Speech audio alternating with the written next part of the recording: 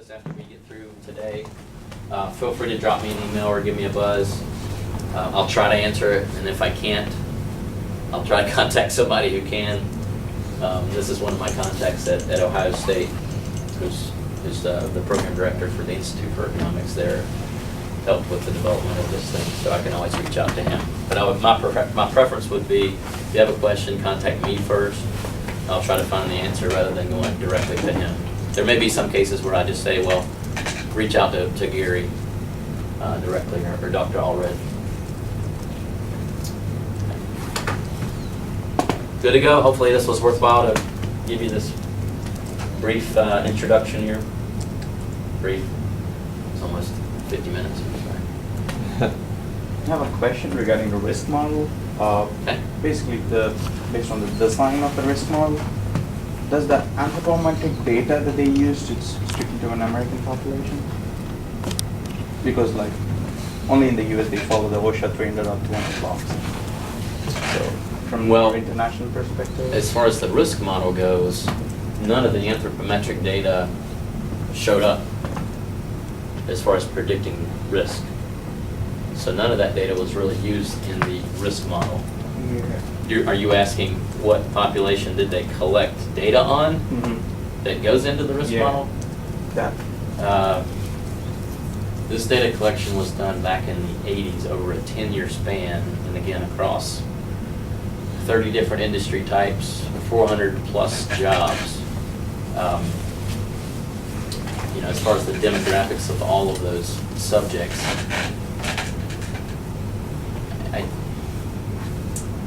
I don't think it was, it wasn't just Caucasian males. I don't know if, what the percent representation was from different ethnicities, but that may be in one of the studies, that breakdown. Some of that data should be embedded though within these information, like the moment. That's going to include in some of the flexion and things that'll be reflected based on the person's stature, correct? Yeah, because that's part of the risk. It's just how far away are you lifting it, which results in how much force is on the spine, in terms of compression. So, you're right. That reach distance may be shorter for a shorter individual, which may drive down your risk, which is still captured with the risk model. Well, I think the Gary's question is, for example, this task was performed by like a female worker, and then the work shift changed, and then, for example, the taller, while male person, a worker, and perform the same task, then I think that we can get a different risk value, right? But that does not really represent the risk value for this type of job, because workers will be changed. Well, yeah. That means this does not consider as prometry the data or how they came up with the thresholds is, again, they looked at 400 plus jobs. It wasn't the same person doing every job. The number of subjects that went into this was in the hundreds. Within each job, they didn't just look at one person. I think they looked at 3 to 5 people. So in terms of the total sample size, it's enormous. It was a 10-year study to collect all the data just to see what flushes out in terms of our risk. So I know they looked at males and females. Obviously, it wasn't just Caucasians. I don't know the breakdown of all the different ethnicities that compose the sample size. They use the average value. So the next is the average of female and male.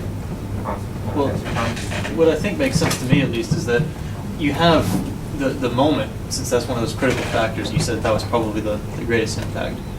That is based on the person's reach distance and the distance they are from the object. So it doesn't matter about the anthropomorphic data, it matters on how they situate themselves. So think of the shorter and the taller person. Yeah. With the same distance and same weight. You have to think about it as a percentage though. So if say, just imagine I'm 5 feet tall, and I put an object at my full arm distance and reach from there, that's going to create a huge moment. If I'm 6'5" and I put an object at my full arm distance, that's going to create a huge moment. Either way you look at it, it's a scaled moment based on the reach distance, so it's going to impact them the same kind of way. So that person is shorter than, well, yeah, there's going to be a slightly lower impact, but the thing is, it's representative percentage. Percentage is based on the model, which actually runs behind the software. But I don't know if there's a way you can include data like that. I know the study in Malaysia on chairs, they took 3,000 people's biometric measurements, or anthropomorphic measurements, every single measurement of bone distance, and the best chair they could design fit 18% of the people, but when they designed that chair, like 98% of people said it was comfortable. But I think in the static and this like some dynamic models, that each has the advantage and disadvantage. Because 3D SSPP does not give specific risk value, right? For this lumbar monitoring system. They just say, okay, this task, the same thing, the distance, moment, and all the stuff, and then this task is the really,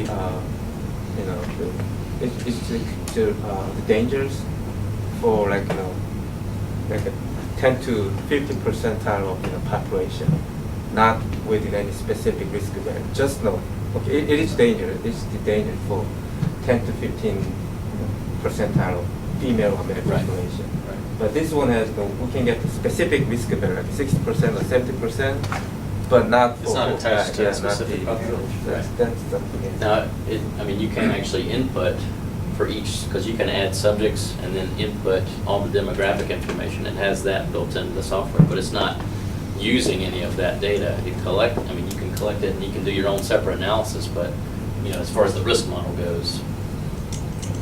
Well, that makes sense then, because you could apply the same risk model to your sample.